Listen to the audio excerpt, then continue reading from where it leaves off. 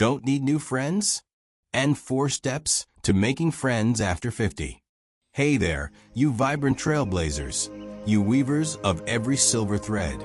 Welcome to Thrive at 50, where we're not just gliding through midlife. We're sparking it, connecting it, and lighting it up with bonds that make our heart sing.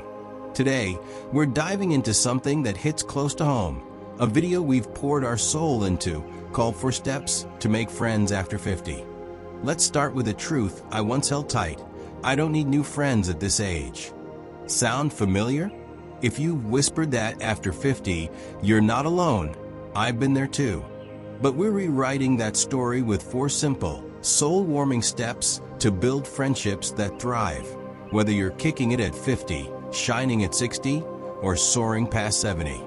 This isn't just a video to watch and shrug off. It's a spark, an open door, a chance to set down your coffee, lean in, and say, I'm ready for connection, real connection. Hit that like button now if you feel that tug in your chest, and subscribe to join a tribe that's shouting. Midlife isn't meant to be solo. It's a circle waiting to grow. Picture this. It's a crisp Saturday morning, that golden hour when the world feels fresh, maybe in a cozy suburb outside Austin, or wherever you call home. The sky's a soft mix of pinks and golds, the kind of sunrise that makes you want to linger on your porch with a mug of craft coffee. Maybe that hazelnut blend you grabbed at the farmer's market. Your smart speakers spinning a classic.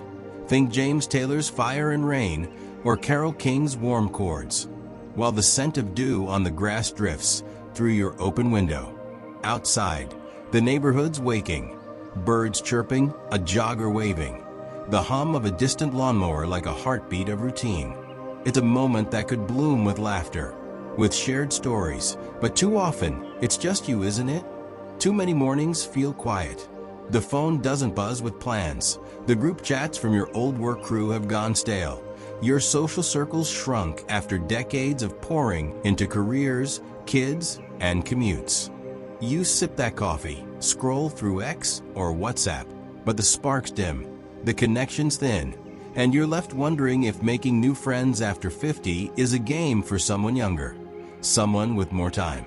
After years of life shifts, maybe a move to a new town, kids flying the nest, or retirement looming. It's easy to think, I've got enough people, why bother? I used to nod along to that thought myself, convinced my circle was set at 52. But what if that's a wall we can tear down? What if, right here, as you're tuned in with us, you could follow 4 steps, simple, real, midlife-friendly moves to make friends after 50, not just casual acquaintances, but deep, lasting bonds that light up your days?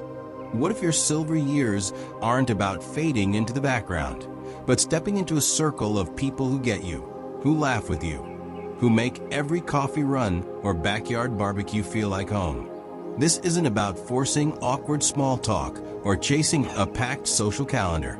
It's about opening your heart, midlife strong, curiosity first, and syncing with your 2025 vibe of Zoom book clubs, Peloton group rides, local brewery hangs, and community garden chats. These steps weave into what you're already loving. Streaming inspiration on YouTube, tracking your steps with a Fitbit, sipping craft cider at a taproom, sharing memes with your online crew. No big drama, no reinventing yourself, just you, your warmth, your story, your connections. Thriving after 50 with friendships that stick. Let's step in, shake off the quiet, and build that circle together. The first step's a shift. Let go of I'm fine alone. Open your heart and admit you're ready for more. Picture this. You're on your couch, the TV glowing with a rerun of Ted Lasso, that familiar comfort washing over you. But there's a thought creeping in. I don't need new friends. My life's full enough. It's been decades with the same small crew. High school buddies, work pals. But some have moved, others drifted, and at 50, it feels safer to stay put, to lean into Netflix and call it a night. Feel it. The quiet wraps around you, cozy but heavy. And there's a tiny itch, a whisper saying, maybe I'm missing something. That's when it hit me. One evening, a neighbor I'd only waved to before, Linda, always out watering her zinnias, called over. You ever tried growing these? Instead of my usual nod and retreat, I cross the lawn, curious. No, but they're stunning. What's the trick? 5 minutes of flower talk turned into a spark I hadn't expected. Imagine it. The dusk settles, her laugh carries, your chat stretches past the sprinkler's hum, and something clicks at 50. A 2025 AARP study says openness to new connections boosts midlife happiness by 20%, like cracking a window to let fresh air flood in. Those evenings when alone feels okay, when 60 seems set, trade that for a hello, a question, a moment of curiosity. No cost, just a step across the lawn or a smile at the mailbox. Day 1's a wave. Day 3's a chat. Week 2's a name you remember. The quiet lifts, the heart opens, and you're ready for connection. This is midlife's first bridge, a shift to yes. Proof friendships start when you let the door swing wide. The second step's a move. Get out there. Show up. Join the pulse where people gather and hum. Picture slipping on your favorite sneakers, those worn in New Balances, and heading to a local event, maybe a book club at the community center or a beginner's yoga class at the park. The grass cool under your mat after 50. It's not about being the loudest in the room. It's about being there, letting your presence do the talking. Feel it. Your pulse picks up, a shy grin sneaks out. Your world stretches like it's 45 again after years of sticking to routine. For me, it was after that Zinnia chat. I saw a flyer for a community book club at the library, discussing the Midnight Library. I almost skipped it, nervous about new faces, but I went, book in hand, heart thumping. Someone, Mark, a guy with a quick laugh, said, "Love that twist at the end, you?" And my awkward same turned into a real talk by the coffee urn.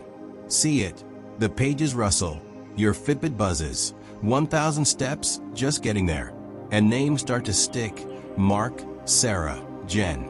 The CDC's 2025 data says joining group activities strengthens social bonds by 25% for folks over 50, like roots reaching out into good soil.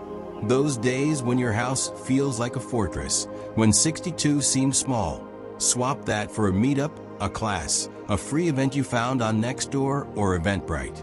Day 1's a shuffle, day 3's a nod, week 2's a familiar face. The shyness fades, the circle grows, and you're showing up strong. This is midlife's beat, a move to meet. Proof friendships bloom where you plant yourself. The third step's a reach. Ask deeper, listen close. Turn passing chats into bonds that mean something. Picture sitting at that book club, the library lights soft, the group winding down, and you turn to Mark, who's sipping decaf. Instead of sticking to "nice meeting you," you go real. What made you pick this book? It's a small shift, but it opens a door to a story. Maybe he read it after a tough year. Maybe it reminded him of a choice he didn't take at 55. Feel it. Your ears perk. Your heart leans in. The moment thickens like it's 48 again, alive with possibility. It's easy to keep things light, to coast on weather talk, but this is you saying, "I want to know you," beyond the surface. For me, that question led to Mark sharing how he'd moved to town after a divorce, how books were his anchor. Over weeks, our chats grew, over coffee at the local diner, over texts about the next read. And a friend took shape. Imagine it. The mugs clink, your phone's off, 10 minutes stretch to 30, and trust starts to root at 50. A 2025 UCLA study says asking meaningful questions builds closeness 22% faster in midlife, like watering a seedling to make it strong. Those moments when chats stay shallow, when 60 feels like small talks, all you got, trade that for a why, a pause, a real listen. No script, just curiosity. Maybe at the dog park, the grocery line, a Zoom knitting group. Day 1's a try, day 3's a story shared. Week 2's a bond forming. The surface breaks, the depth blooms, and you're reaching true. This is midlife's dig, a reach for meaning. Proof friendships grow when you care enough to ask. The fourth step's a glue. Stay steady, show up again. Build a rhythm that holds the bond tight.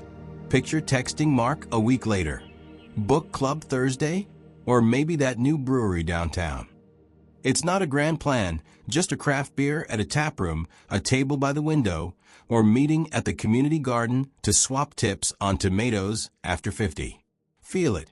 Your phone pings with his reply. Your step lightens. Your circle feels solid like it's 52 again after years of fleeting hellos. It's tempting to let new ties drift, to get busy and ghost. But this is you saying, I'll keep this going, one coffee, one call at a time. For me, it was those brewery nights that sealed it. Mark and I traded stories about old road trips, laughed over bad 80s music, even started a group chat with Jen and Sarah from a club. When a snowstorm hit, we Zoomed a virtual happy hour, and Mark's text, "Got extra stout, you joining?" Felt like family. See it. The glasses clink. Your smart speaker plays a chill acoustic 2025 playlist. Plans lock in. A bond that's more than a moment.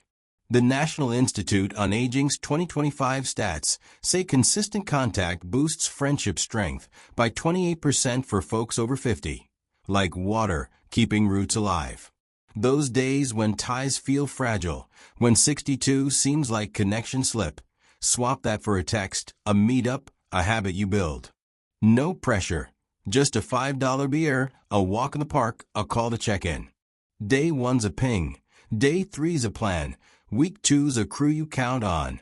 The loneliness shrinks, the glue sets, and you're steady together. This is midlife's hold. A glue for thriving. Proof friendships last when you nurture them.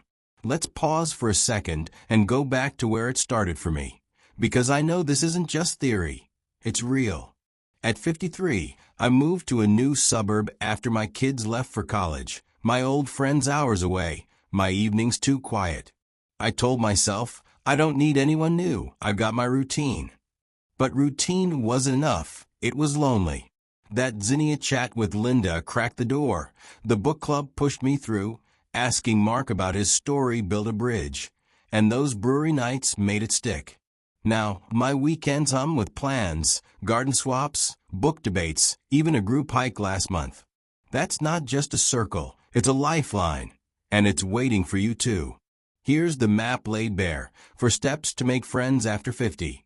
Open your heart. Show up where life hums. Ask what matters. Keep it steady. These aren't leaps into the unknown. They're links, a midlife chain from solo to surrounded. After decades of life's rush, careers, kids, moves, imagine connection, real connection. Laughter over coffee, warmth in your texts, strength in your crew. Pick one step, try it this week, feel the spark, hear the laugh, see the bond take shape. This is your silver circle, your friendship glow, backed by science, built by the incredible you. So, I've got to ask, what's your first step? Will you wave to a neighbor tomorrow, join a club this weekend, ask someone's story soon, or plan a coffee next week? Drop it in the comments. Your choice could light the way for someone else feeling that quiet ache. Like if this moves your heart, share with a friend who's flying solo. Subscribe to Thrive at 50. Hit that bell so you don't miss a spark. We're not meant to walk alone, my friends. We're meant to connect, to thrive, to shine. Stay with us. The circle's just starting to grow. What's the one move you'll make to find your people? Tell us. I'm listening, and I'm cheering you on. Let's connect.